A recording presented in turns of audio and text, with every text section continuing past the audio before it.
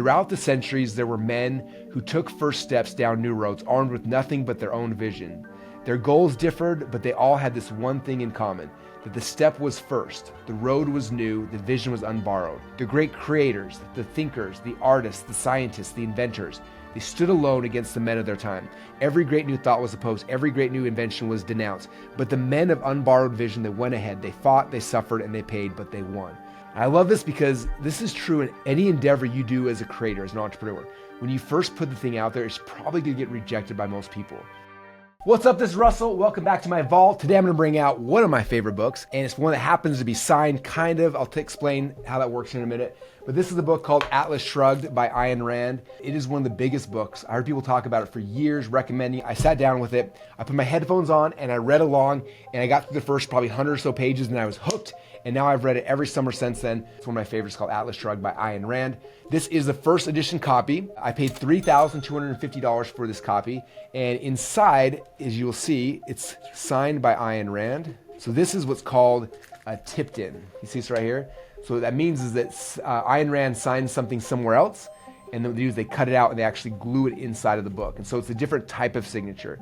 So it's still considered an autographed copy, even though it's what they call a tipped in. If you look at how they value books, had she signed this exact copy, it'd be worth way more than having a tipped in, but the tipped in is still pretty cool. So you see a lot of times people who will find autographs, maybe she autographed somebody's program or something, paper or something like that, and they'll cut those out and glue them into a book to increase the value. So it's still a signed first edition, but it's a tipped in version. So that's kind of the difference for those who want to become book collecting nerds like me someday. That's what a tipped in is. So the question always is, why this book, Russell? And this book's very controversial. Some people love it and some people hate it. The premise of this book is that there are two types of people in this world. There are people who act and those who are acted upon. She calls the people who act the producers of society, or the prime movers, okay? These are the people who are changing and moving society, right? I always look at the prime movers of society are the entrepreneurs, right? They are the creators. They're the people who are changing things.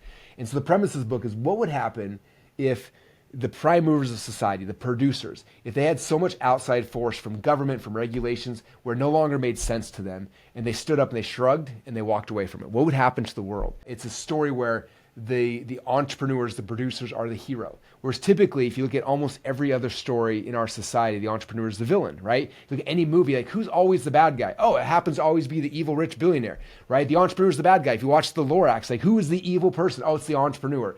Every story, every message, the producers are the bad characters, whereas Atlas Shrugged, the producers, the prime movers, are the hero of the story.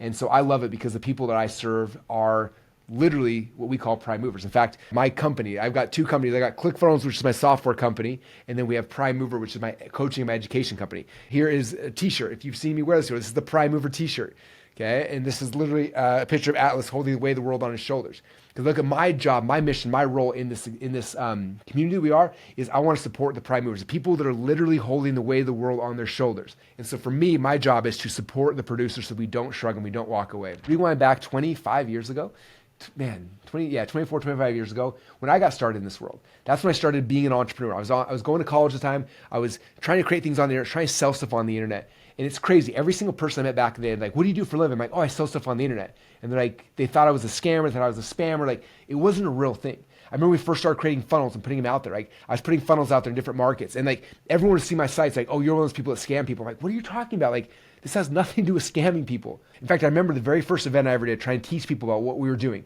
I remember I ran radio ads, we did a direct mail campaign, I rented a Holiday Inn, and we had this room set for like 100 people, and I was doing the very first event ever. I'm so nervous, and two people walked in. And one person sat in the front row, one person sat in the back row, and I'm trying to teach these guys, like, this is the future, this is how we're gonna change the world, right? And it was crazy because either people didn't care or they thought I was a spammer or a scammer. Like, it was crazy to me. It's interesting though, because I loved it so much. I was so passionate that I didn't stop. I kept talking about it. I kept doing it. I kept trying to share this message with people, right? It comes back to this, like, the thinkers, the artists, the scientists, the inventors, they stood alone against the men of their time. Every great new thought was opposed. Every great new invention was denounced. But the men of unborrowed vision, they went ahead. They fought, they suffered, and they paid, but they won. So for me, it's like I was so obsessed with it, I kept going, kept doing it, right? And the next event had 5 people, and then 10, and then 20. And you fast forward a decade later, 2 decades later, our last event had over 5,000 people in the room. And it was different. Like we're in this room talking about funnels and people got it. They understood it. It wasn't weird anymore. Like you're on it now on TikTok or Instagram, you click on something, almost every single ad goes to a ClickFunnels funnel. Like it's no longer like this weird thing. We took this crazy idea, something we believed in. I was so passionate. I kept going and going and going. And eventually the people showed up. And this is gonna be true for most of you guys.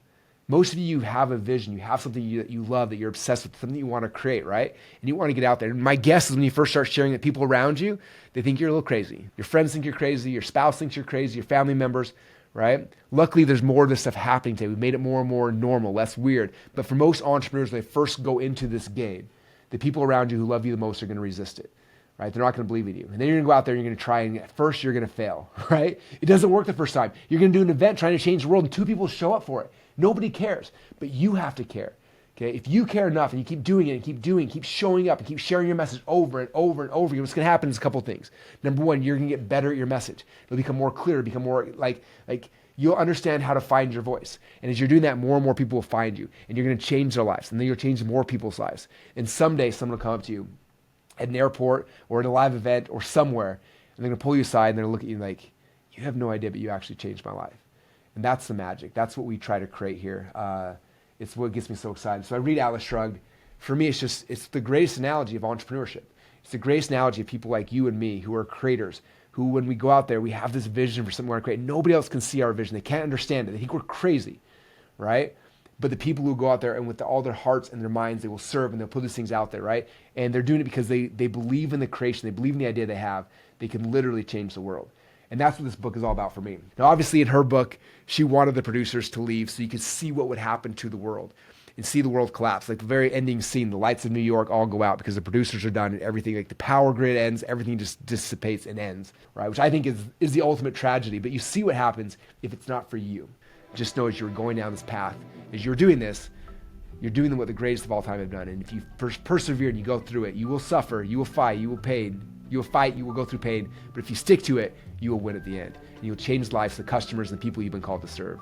And that's the mission. For me, that is the message from Atlas Shrugged that I love so much. It gets me excited every time I read that, to step into my calling as a producer to try to change the world.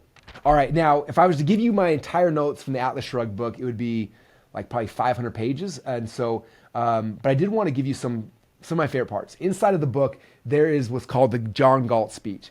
And the speech is like 80 pages long. It took Ayn Rand 2 years to write this speech. And it's one of the greatest things about the entire thing. It's like this anthem of producers, like it's one of the greatest things in the world. So what we did is we took the John Galt speech and we've done a summary of that. And so if you go down, link down below, click on that, I'll give you guys a summary of the John Galt speech, which I think you will love. Hopefully it inspires you to go read the entire Atlas Shrugged book. If not, at least read the John Galt speech, because it is like the anthem for producers like me and you. So click link down below, get the notes from the speech. And other than that, thank you guys. Hope you enjoyed this video. If you read Atlas Shrugged, if you love it, let me know in the comments. If you hate it, let me know in the comments. If you watched the video like that movie was not very good, I agree with you, but the book is infinity times better. Ignore the movie. Go back and read the book. It'll change your life forever. Thanks so much. We'll see you guys on the next video.